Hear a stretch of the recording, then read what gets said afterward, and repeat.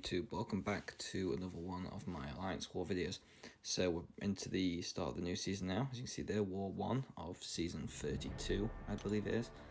And we've matched up against XK9. So we know a few of their players.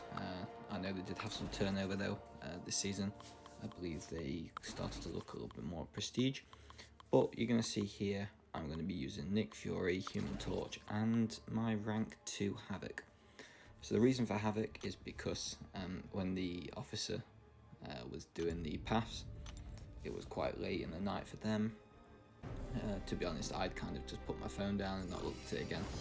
And I noticed that they wanted me to use Apocalypse to attack with, but my Apocalypse is on defense. And I'm not ranking it to 5-star because there's no point. So we just decided to use Havoc instead.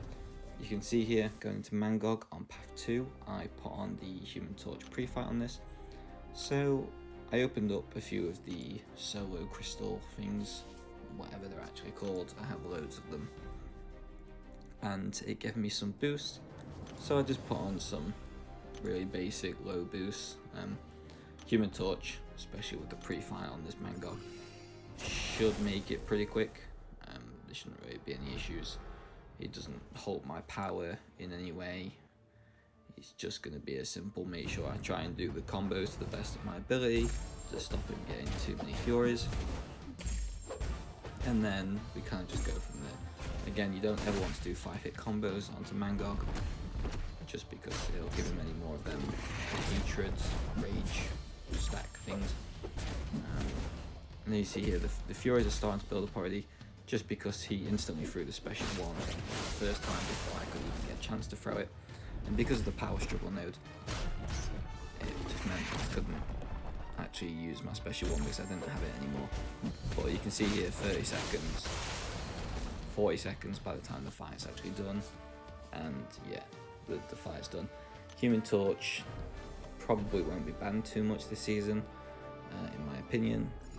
He was mainly banned because of high ground, but with this unstoppable armor node, this global, that seems to be obviously the one that we now have to use in tier 1.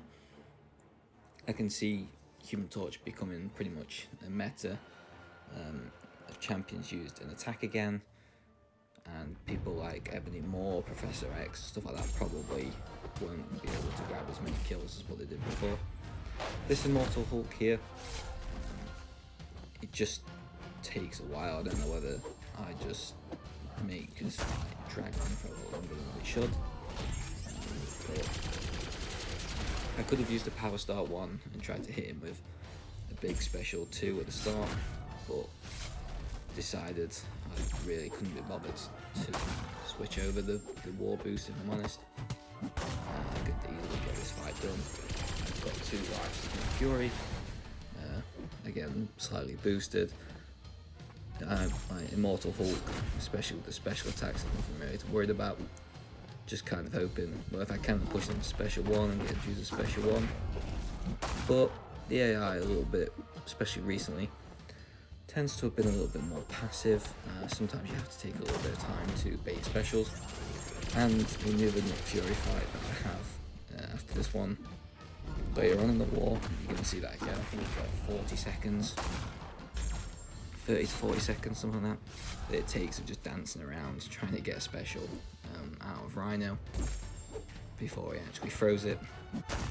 So yeah, it's all good fun. But this war here, we're just getting started. Obviously we're trying to figure out what's the best sort of tactics to use against the global.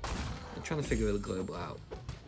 Immortal Hulk and Mangog, obviously Mangog did have the global effect in them, but Human Torch ended that before it was really anything major. The only other fights that I have with the global on it is a Mole Man and a Rhino. So here, unfortunately, Immortal Hulk's gone over the 15 stacks, so he's going to go unblockable. And we're just going to take our time here. I know there's brute force, but it's not worth anything. Here I go to hit them, completely forget about the whole mist mechanic, so that could have ended badly, but luckily it didn't, and I think we would have had the invulnerability boost still going anyway, so I don't think we had anything to worry about. and as you can see there, full attack bonus. So I'm just going to use up the rest of my energy, or just at least one more here, just to push through into section 2 and to help other people out. And you can see there again, I do my normal trick of trying to dip back out of the screen as soon as I can.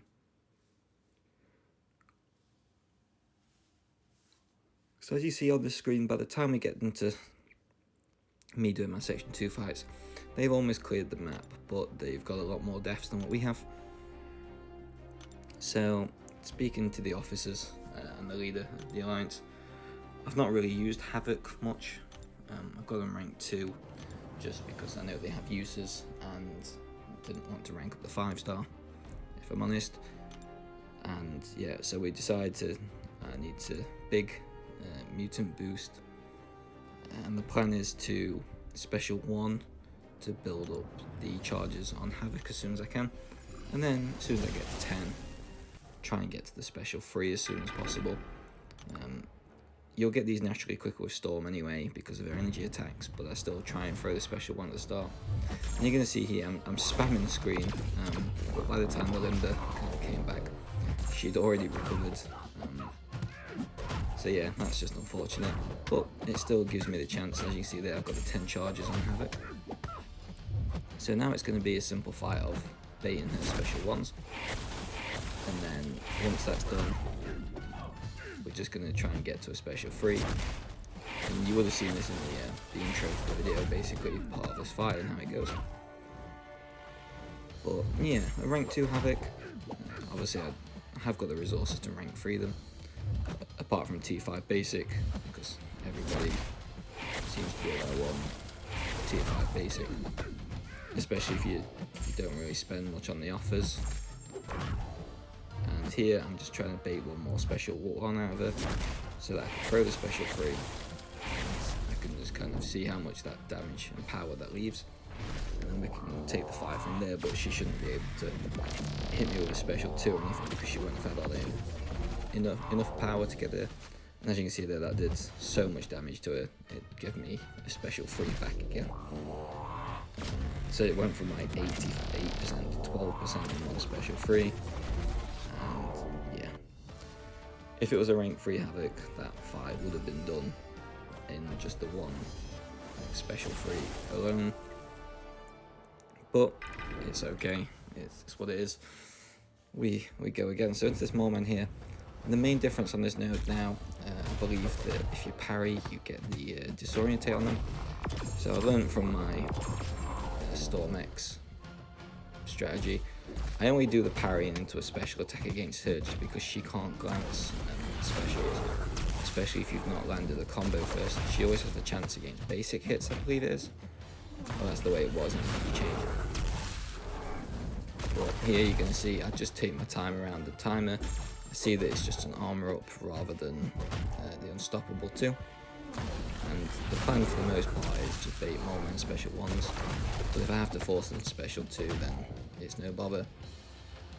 I'm just going to be waiting here for the Unstoppable to run out. Havoc naturally gains power anyway on its own, you can see there. So here, I'm just going to throw the special 3 straight away.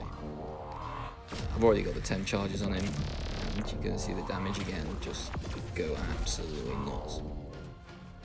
It only gives me back a special 2 this time, but he's only on 2%, so 2 more hits. And yeah, the first time using Havoc for a long time. I don't think I've ever used them in war before. And that's all the fights for Havoc done, so yeah, seemed to go pretty well. Pretty happy with that. And then we go into this Rhino here with Nick Fury. Now this is a long fight. Probably played it slightly wrong again, but it's pretty safe. Mid boost, I still had a little bit of time left, so I'm just going to speed the fight up slightly, just so it's not as painful to watch. But you're still going to be able to see the basic concept of it. The main thing that I was trying to toy with during the fight was, should I risk taking a intercept combo to clear off the ebb and flow intercept? And so I tried a couple of times to see if I could get a potential intercept from the special, throwing a special, see if I could get a special intercept. And there's one point in the fight where I actually do manage that. and I'm going to slow it down because it's really weird the interaction how it happens. But again, here the timer's coming around, so you just have to wait, and that's the main thing that this timer is going to do, if I'm honest, in terms of the global. I can't see it being that much of a problem. It's just going to add fight time. For the most part anyway. There's going to be a few defenders where it's going to be a big problem.